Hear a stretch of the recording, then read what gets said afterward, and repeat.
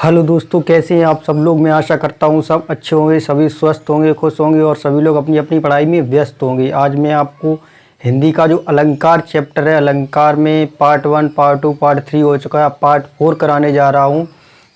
तो चलिए कुछ मोटिवेशन लाइन के साथ शुरुआत करते हैं। आँखों में नींद बहुत है पर सोना नहीं है। आँखों में नींद बहुत है पर सोना नहीं है। यही समय है कुछ करने का, इसे खोना नहीं है। तो चलिए इसी मोटिवेशन लाइन के साथ शुरुआत करती है अलंकार की। तो यहाँ पर देखिए अलंकार जो है, यहाँ पर विरोधाभास अलंकार, बाकी का अलंकार हम करा चुके हैं, तो कुछ बचे हैं वो और आज यहाँ देख लेते हैं। आज अलंकार सभी समाप्त हो जाएंगे। पार्ट 4 है ये। जिन लोगों ने पार्ट 1, 2, 3 नहीं देखे हैं वो प्लेलिस्ट में जाकर देख सकते हैं। तो चलिए शुरुआत करते हैं इसकी। यहाँ देखिए विरोधाभास अलंकार। यहाँ विरोधाभास अलंकार क्या होता है वो देखते हैं। जब दो विपरीत बातें कही जाएँ, यानी कि जब दो विपरीत बातें होती है और दोनों को बात कह दी जाए, कोई एक बात कही जाए उसके बाद में कोई विपरीत बात कही जाए, तो वो वहाँ पर कौन सा अलंकार होगा? विरोधाभास अलंकार। जब दो विपरीत बातें कही जाती हैं। तो एग्जाम्पल में पहला देखते हैं क्या होता है। जब से आँख लगी तब से न आँख लगी। जब किसी प्रेमी और प्रेमिका की आँख लग जाती है किसी प्रेमी की प्रेमिका से, तो क्या होता है? जब से आँख लगी तब से न आँख लगी, यानी आँख भी नहीं लगती और प्रेमी क्या आँख लग जाती है। जब आँख लग जाती है तो क्या उसे नींद नहीं आती है, तो आँख ना आँख लगी, आँख नहीं लगती है। अब कहने का मतलब क्या है, देखो यहाँ पर जब से आँख लगी, आँख लग भी गई और बाद में आँख नहीं भी लगी, दोनों बातें विपरीत कह दी जाती। जब दोनों बातें विपरीत कही जाए तो क्या होता है? यहाँ पर विरोधाभास अलंकार होता है। तो ऐसे यहाँ पर देखिए, अथाह पानी रखता है सूखा सा गात। अब अथाह पानी रखता है यानी बहुत अधिक पानी रखता है, जो बहुत अधिक पानी रखता है। और क्या क्या कहा गया कि सूखा सा गात्र है, सूखा है बिल्कुल, उसमें कुछ नहीं है, फिर भी कहा गया कि अथाह पानी रखता है। यानी बातें जो है दोनों विपरीत रखी गई हैं। जिस तरीके से बर्तन कोई है, कह दिए इसमें खाली है और बहुत पानी भरा हुआ है, कहने का मतलब है खाली भी है, पानी भी बहुत अधिक भरा हुआ है, तो क्या है? दोनों बातें विपरीत कह दी गई हैं। उसी तरीके से देखिए ये वाला तीसरा एग्जाम्पल, प्रियतम को समक्ष पा कामनी न जा सकी न ठहर सकी। क्या है? कोई स्त्री अपने पति को देख करके उसको अपने पति को पास में एकदम से देख करके न जा सकी और न ठहर सकी। न वो जा पा रही है और न ठहर रही है। कहने का मतलब है दोनों बातें ऐसी विपरीत कह दी गई, लेकिन इनमें से हो तो कोई एक ही सकती है। जब दोनों बातें विपरीत कह दी गई हैं तो कौन सा अलंकार होगा? विरोधाभास अलंकार। प्रियतम को समक्ष पा कामनी न जा सकी और न ठहर सकी, ये इसका एग्जाम्पल है। अब देखिए यहाँ पर देखते हैं विभावना अलंकार। विभावना अलंकार क्या होता है वो हम देखते हैं। जब कारण के अभाव में कार्य का होना। मेन मतलब ये है जब कोई कारण नहीं होता है, कुछ होता नहीं है, फिर भी वहाँ पर क्या कार्य हो जाए, और जब कार्य हो जाता है तो वहाँ पर कौन सा होगा? विभावना अलंकार। जैसे देखिए इसमें विरोधाभास था, विरोध हो रहा था, वैसे ही देखिए भाव इसमें आ रहा है, क्या होगा? भाव की जगह देख सकते हैं अभाव। अभाव सोच सकते हैं भाव देकर के, तो क्या किसी चीज़ का अभाव होगा, किसी कारण का अभाव होगा। जब अभाव है तो कौन सा अलंकार होगा? विभावना अलंकार। यही है कि कोई अभाव है, कोई काम हो जाता है। देखिए एग्जाम्पल नंबर 1, एग्जाम्पल 1 देखते हैं। इसमें क्या है? बिन बादल बरसात। अब देखिए बिन बादल बरसात, बिना बादल के कहीं बरसात हो जाती है? नहीं होती ना। जब बादल नहीं होते हैं फिर कहते हैं ऊपर देखते हैं अरे बिना बादल की बरसात होने लगी, पानी बरस रहा है, बादल है नहीं फिर भी बरसात हो रही है। जिस तरीके से लड़के पढ़ने जाते हैं, डेली सज धज के जाते हैं, उन्हें कोई भाव नहीं देता। अब बिल्कुल सज धज के नहीं दे, नहा के नहीं गए, फिर भी कोई भाव दे उनको, तो कहते आज बिन बादल कैसे बरसात हो गई। वैसे ही यहाँ पर है बिन बादल देखो बरसात होने लगी है, तो वहाँ पर कौन सा अलंकार होगा? विभावना अलंकार। उसी तरीके से देखिए बिन पद चले सुने बिनु काना। अब देखिए बिना पैर के कोई चल सकता है क्या? इसमें ये कहा गया है कि बिन पद चले सुने बिनु काना, बिना पैर के चल ले और बिना कानों के सुन ले। अब देखो बिन पद चले सुने बिनु काना, बिना पैर के कोई चल सकता है, बिना पैर के चले कोई, और बिना सुने बिना कान के सुन ले, तो कैसा अलंकार होगा? देखो विभावना अलंकार। अभाव हो गया, इसमें अभाव हो गया, फिर भी कौन सा अलंकार होगा? विभावना अलंकार। और कर बिनु कर्म करे विधि नाना। अब कर मतलब हाथ, हाथ अपने हाथों से जो कर्म करता है विधि और नाना प्रकार की विधि के अपने हाथों से कर्म करता है, विधि नाना प्रकार की विधि के। ठीक है, तो देखिए तीसरा एग्जाम्पल है, बिन पानी बिन साबुन निर्मल करे सुहाय। अब बिन पानी बिन साबुन यानी बिना पानी के बिना साबुन के हमारा जो स्वभाव है वो निर्मल हो जाए। देखिए बिना पानी के बिना साबुन के निर्मल स्वभाव हो जा रहा है, यानी बिना अभाव, यानी क्या है, बिना साबुन बिना पानी के निर्मल हो जा रहा है ना। और जबकि बिना साबुन पानी के होता है का, नहीं होता है ना, नहीं होता है। तो फिर इसमें एग्जाम्पल ये कहा गया है, इसलिए होगा कौन सा, विभावना अलंकार। ठीक है, तो चलिए और अलंकार देखते हैं आगे। तो चलिए अब इस अलंकार को देखते हैं, यहाँ पर देखते हैं इस अलंकार को, दृष्टांत अलंकार। दृष्टांत अलंकार देखो क्या होता है, जब किसी बात की प्रामाणिकता के लिए दूसरी बात कही जाए वहाँ कौन सा दृष्टांत अलंकार होता है। कहने का मतलब ये दृष्टि, देखिए कोई बात है उस पर तब तक प्रमाणित नहीं किया जा सकता जब तक उस पर दृष्टि ना डालकर कुछ बताया जाए। जैसे देखिए दृष्टांत है तो क्या दृष्टि डालेंगे, उस पर दृष्टि डालेंगे तब दिखाई देगा, सभी लोग दृष्टि डालेंगे तब प्रमाण उसका होगा।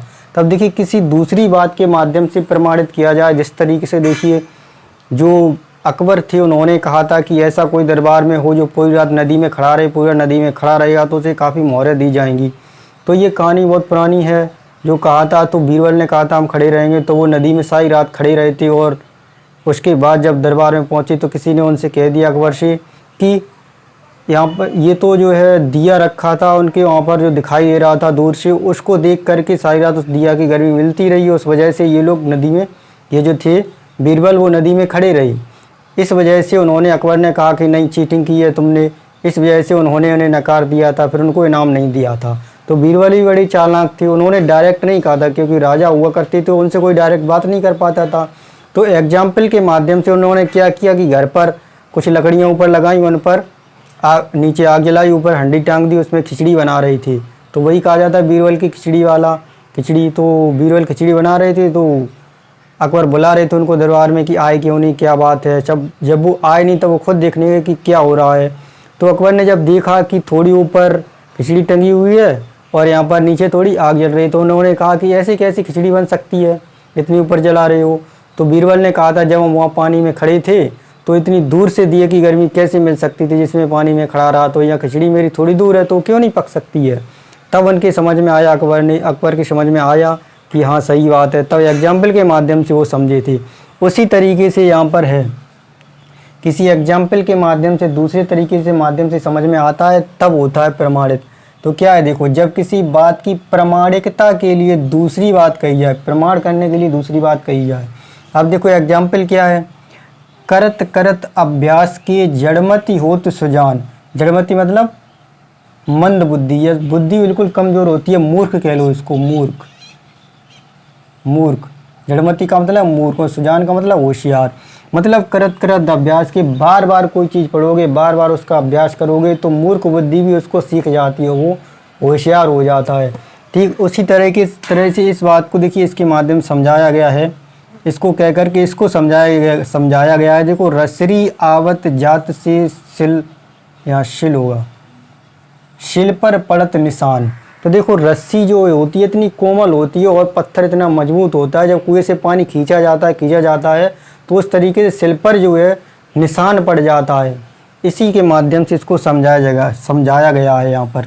तो देखिए अगला एग्जाम्पल देखिए, मनुष्य जन्म दुर्लभ है होय न दूजी बार। मनुष्य जन्म दुर्लभ है होय न दूजी बार, यानी मनुष्य का जो जन्म है इतना दुर्लभ है कि एक बार होने के बाद फिर दूसरी बार वही जन्म नहीं होता है। ठीक है ना। अब इसको देखो किसके माध्यम से समझाया गया है, पका फल जो गिरी बोहरी न लागे डाल। पका फल जो है एक बार जो गिर जाता है पेड़ से तो वो दोबारा वही फल उसी में नहीं लग सकता है, फिर वो दूसरा ही फल आएगा। इसी के माध्यम से समझाया गया है ये वाली बात। ठीक है, तो देखो ये तो था दृष्टांत अलंकार, इसके एग्जाम्पल देख लिया हमने। अब आया पुनरुक्ति अलंकार। कौन सा, पुनरुक्ति अलंकार। अब देखो ये क्या होता है, एक ही शब्द भाव की आवृत्ति हो, एक ही शब्द या फिर भाव की आवृत्ति हो बार बार, तो वह कौन सा अलंकार होगा, पुनरुक्ति अलंकार। देखो कैसी एग्जाम्पल में, सखी निरस नदी की धारा। निरस की जो नदी की धारा है तो वो कैसे हो रही है, उसके माध्यम से देखो क्या बताया गया है इसमें? पुनरुक्ति यानी दोबारा से शब्द जो है रिपीट होंगे। शब्द या भाव की आवृत्ति देखो कैसी, ढलमल ढलमल, चंचल चंचल, झलमल झलमल तारा। जब ये बार बार शब्द रिपीट हो रही हैं, भाव बार बार रिपीट हो रहा है, तो कौन सा अलंकार होगा? अलंकार होगा पुनरुक्ति अलंकार। पुनरुक्ति मतलब जैसे पुनः दिख रहा है इसमें छुपा हुआ है, पुनरुक्ति मतलब पुनः, पुनः कोई बात हो रहा है, पुनः कोई शब्द हो रहा है, तो वो कौन सा अलंकार होगा? पुनरुक्ति अलंकार। तो चलिए और अलंकार आगे देखते हैं। चलिए दोस्तों अब इस अलंकार को देखते हैं, यहाँ पर देखते हैं इसमें आगे है अन्योक्ति अलंकार। अन्योक्ति अलंकार क्या होता है? वो देखो होता है किसी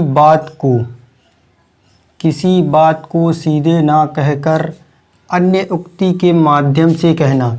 यानी कोई बात होती है तो उसको सीधे डायरेक्ट ना कहें, इनडायरेक्ट रूप में, यानी दूसरे के माध्यम से अगर कहा जाए, दूसरे के माध्यम से अगर कहेंगे तो वो कौन सा अलंकार होगा? अन्योक्ति अलंकार। अब एग्जाम्पल देख लेते हैं इसके। एग्जाम्पल क्या होते हैं देखो, जिन दिन देखे वे कुसुम, गई सुवीती बहार, अब आली रही गुलाब में अपत कटीली डार।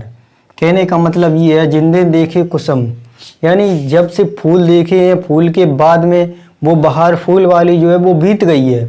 अब फूल बहार जो बीत गई है, फूल के बाद में अब जो है गुलाब के फूल जो होते हैं उसमें, उसके बाद में अब कटीली डार आने वाली है। क्या पहले फूल थे अच्छे अच्छे, अब फूल के बाद में अब कटीली डार आने वाली है। पत कटीली मतलब बहुत कटीली डार आने वाली है।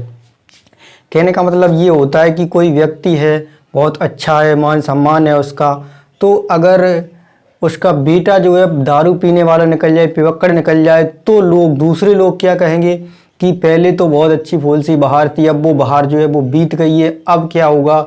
अब तो अपत कटीली यानी बहुत अधिक कटीली डाल आने वाली है। तो कहने का मतलब यही था। और देखिए यहाँ पर किसी अन्य व्यक्ति ने कहा, यानी अन्य सूक्ति के माध्यम से। अन्य उक्ति देखो लग रहा है सूक्ति, अन्य उक्ति के माध्यम से, अन्य उक्ति के माध्यम से कहा जाता है, ऐसा लगता है। देखो ठीक है, यहाँ देखो, नहीं पराग नहीं मधुर मधु, नहीं विकास यही काल। नहीं पराग नहीं मधुर मधु, नहीं विकास यही काल, अली कली ही सौ विंध्यो आगे कौन हवाल। ये एक एग्जाम्पल है इसका, इसको भी ध्यान रखना है। तो दो एग्जाम्पल इसके हो गए अन्योक्ति अलंकार की। तो अब देखिए ये देखते बहुत अच्छा अलंकार है मानवीकरण अलंकार। मानवीकरण अलंकार जो काफ़ी अच्छा अलंकार है, इसको अच्छा भी लगता है। तो देखो इसको क्या, इसमें क्या होगा? इसमें होगा ये निर्जीव हटा दो तो ज़्यादा ठीक है। ठीक है, यहाँ देखो, अमानव में मानवीय गुणों का आरोप। अमानव जो मानव नहीं है और मानवीय जो मानव जैसे गुणों का व्यवहार हो, अमानवीय मानवीय गुणों का व्यवहार आरोप हो, यानी जो मानव जैसे गुणों का व्यवहार करता हो, तो वो क्या होगा? अमानवीय गुण होंगे उसमें, तो उसे क्या कहेंगे? मानवीकरण अलंकार। यहाँ देखो मानवी यानी मानव जैसा लग रहा है कि मानव जैसे कुछ इसमें लक्षण होंगे। तो देखिए एग्जाम्पल सा देखते हैं। जगी वनस्पतियाँ अलसाई, मुख धोती शीतल जल से। तो देखो जगी वनस्पतियाँ क्या ऐसी होती हैं जो जग जाती हैं और अपने पानी से मुंह भी धो लेती हैं और आलस भी करती हैं कि सुबह सुबह उठ के नींद आ रही है सो जाओ, आलस भी आता है। क्या ऐसे वनस्पतियों के साथ होता है? ऐसा नहीं होता। देखो जगी वनस्पतियाँ अलसाई, मुख धोती शीतल जल से, यानी ठंडे ठंडे पानी से अपना मुंह धो रही हैं। ऐसा क्या वनस्पतियाँ करती हैं? नहीं करती हैं, लेकिन मानव करती हैं। ऐसा मानव करते हैं, तो मानव में ये मानवीय गुण होते हैं, इसलिए इसको कहा जाता है मानवीय अलंकार। फिर देखो है, गाकर गीत विरह के तटनी, वेगवती बढ़ती जाती है, दिल हल्का कर लेने को उपलों से कुछ कहती जाती है। अब यहाँ पर देखो, गाकर गीत विरह के तटनी यानी नदी जो है वो बहती जाती है और गीत भी गाती जाती है और चलती जाती है। कहने का मतलब ये कि इंसान गीत गाते हैं, मनुष्य गीत गाती है, लेकिन नदी गीत नहीं गाती है। कर कैसा रही है व्यवहार? नदी मनुष्य को जैसा कर रही है, मानव जैसा। तो मानवीकरण अलंकार है यहाँ इसीलिए। और देखो वेगवती बढ़ती जाती है, यानी नदी जो है वो बहती जाती है। यहाँ देखो, दिल हल्का कर लेने को। अब देखो दिल तो नदी में नहीं होता है, मनुष्यों में होता है, जानवरों में होता है, प्राणी में होता है। तो दिल हल्का कर लेने को, अब देखो नदी में दिल नहीं होता है, दिल हल्का कर लेने को उपलों से कुछ कहती जाती है।